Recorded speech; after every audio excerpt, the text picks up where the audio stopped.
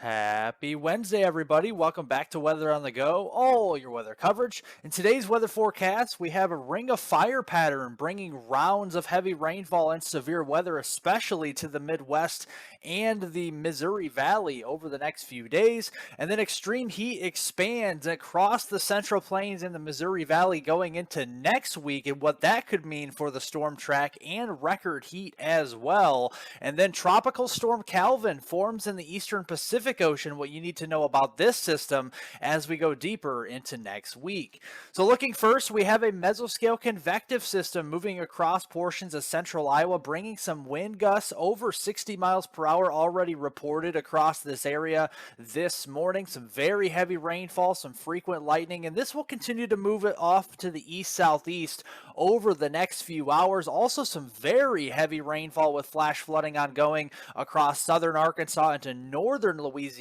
over the past few hours as well. So lots of rainfall down here across the Arklatex region over the past few hours. But the severe storm outlook for today, the Storm Prediction Center has upgraded to an enhanced risk in the orange here. That's a level 3 out of 5. This includes southern Iowa, northern Missouri, and western Illinois. This is from Des Moines further to the east into Macomb, Illinois, and maybe even portions of Kirksville, Missouri over the next few hours, with a slight risk that extends further east, including the Chicagoland area, Indianapolis, St. Louis, and Paducah, Kentucky, as we go through the rest of today. Looking at the hazards from the storms, we could be seeing more of the significant wind damage wherever you see these hashed or dashed marks across Kansas City, Topeka, the Des Moines region, Springfield, Peoria, Illinois. Those will be areas where we could see hurricane force winds of 74 miles per hour or stronger later on today as this mesoscale convective system continues to trek off to the east-southeast, and the threat for tornadoes is there. Now, it's not going to be a tornado outbreak by any means, but a large area here across the Midwest and the mid-Missouri Valley for a couple of isolated tornadoes should a storm develop ahead of the main line or along the line itself. A couple spin-up tornadoes will be possible from Des Moines down through St. Louis, west of Indianapolis, and perhaps down toward the Kansas City region throughout this afternoon. And then we also have to look back to the west. We have an area to watch as we have outflow from the MCS here this morning pushing across northern Missouri. As this reaches toward the Kansas City, Topeka, and Wichita regions this afternoon and evening during peak daytime heating, we could have additional supercells developing, and also in another MCS complex develop as well across the Missouri Valley and the Ozarks that could yield the threat for some significant hail across this region, especially into eastern Kansas and western Missouri, which could be in excess of 2 inches in diameter. So something to watch down there. So this morning, the MCS is pushing across central and eastern Iowa, bringing the threat for significant wind damage, lots of lightning, lots of rainfall. We also have to watch out for the tornado and hail threat as we go through this morning. Very heavy rainfall across the Arklatex region. This is going to start to weaken out as it pushes further to the south this morning. That will kind of fade away with the daytime heating, but we'll also start to see the MCS move across southern Wisconsin, northern and central Illinois. It will start to break up a little bit at times, but I still think some scattered wind damage will be possible,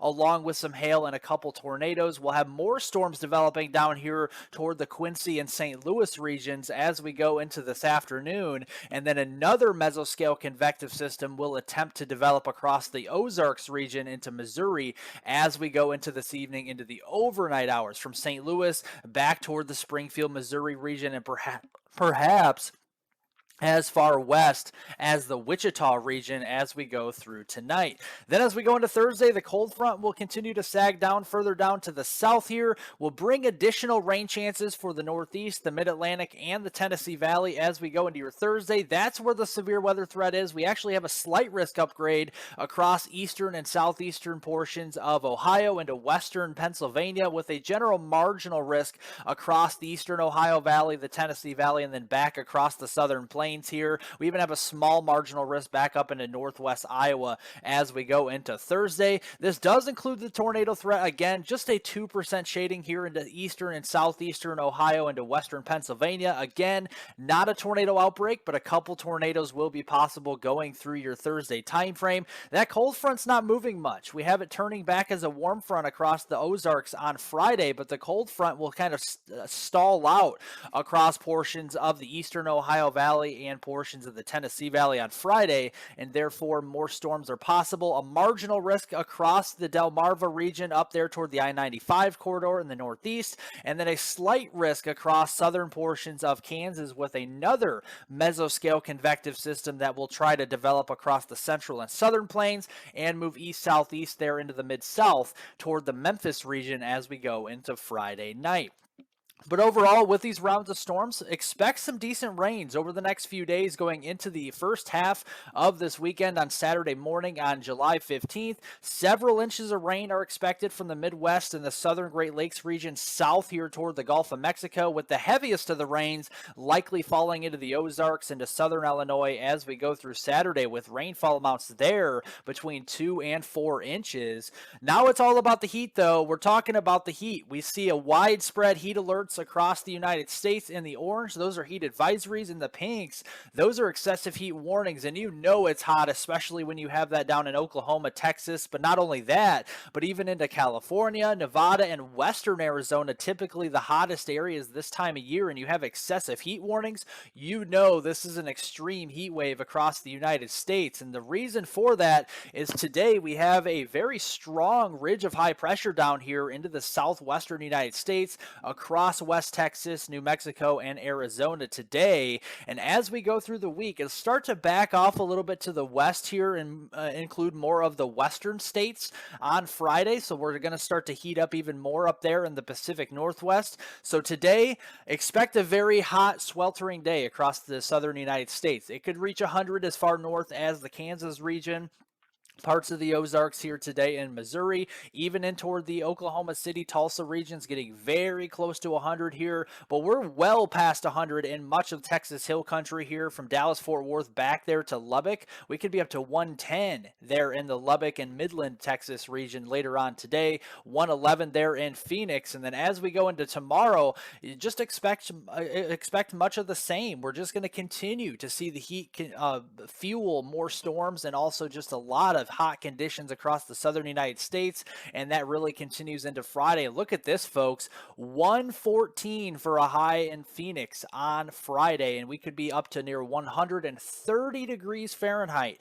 into Death Valley as we go into that Friday time frame. So definitely something to watch going deeper into this week. And later into the weekend, we see much of the same with the heat expanding slowly to the north and east. We still have that pesky upper level low across portions of Manitoba and western Ontario, bringing some more of that west-northwest flow across the upper Midwest and Great Lakes later on this weekend. Then the middle of next week comes around and we have the heat expanding further north, including much more of the Great Plains and even the mid-Missouri Valley down here. We're going to be sweating it out as we go into next week. And this is a concerning pattern that is emerging once again, because we're going to have more of that northwest flow at times through next week. We could have slightly above average precipitation in areas that need it. So I'm grateful for that, but we could have that come with the threat for severe weather because of the upper level jet stream oriented over the top of that ridge with the west-northwest flow, and it's pretty strong as well. So a lot of wind shear and a lot of instability. Look at some of the surface-based CAPE trends through next week. Now, don't take these values verbatim,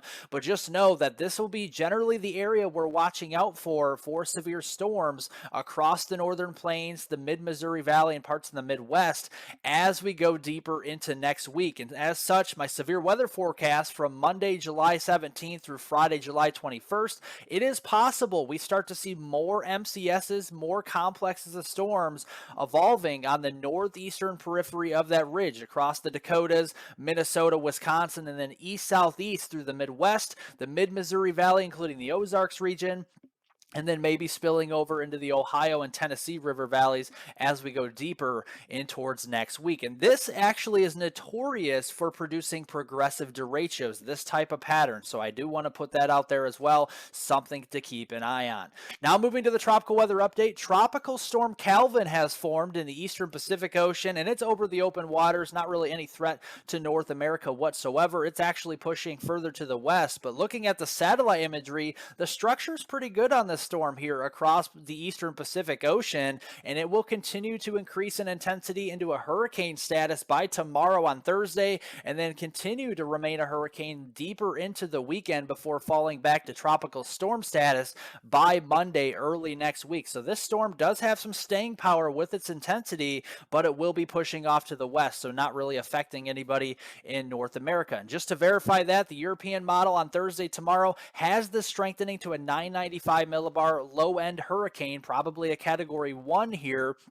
And then Hurricane Calvin will start to push further to the west and deepen more to a 991 on Saturday. And then it'll be completely out of the picture by early next week, with maybe a little weakness in the low pressure system down here south of Mexico. Something to keep an eye on early next week, but there may be too much shear for anything to get too organized down in this region. But we'll keep an eye on it as we go into next week. The North Atlantic Ocean, still very quiet. A couple robust tropical waves moving off of Africa. That's something to watch, but really too much shear across portions of the North Atlantic for anything to get going. Lots of dry air off the Saharan desert as well. So really nothing to worry about going through this upcoming week or this weekend, Saturday, Sunday across the North Atlantic. Just that little system up here moving away from the United States toward Europe as we go through that Saturday, Sunday time frame. But looking at the warmer waters, it is concerning because once upon a time, we may start to see more